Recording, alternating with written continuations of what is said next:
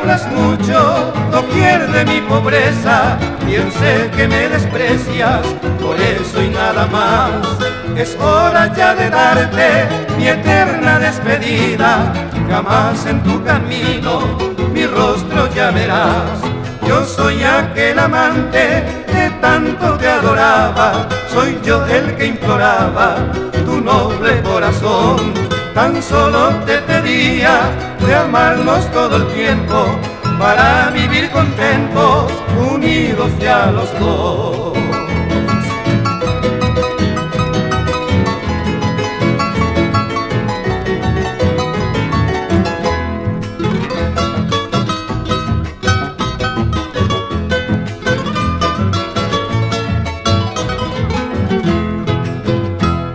Quizás llegue el momento y en mí pienses un rato, ¿acaso fue ingrato conmigo aquel ser?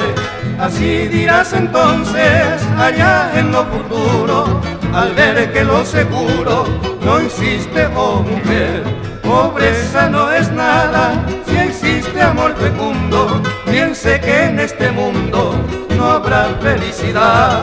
Bañándonos en oro, sin perdidas ternuras, amor que siempre dura, yo busco y nada más.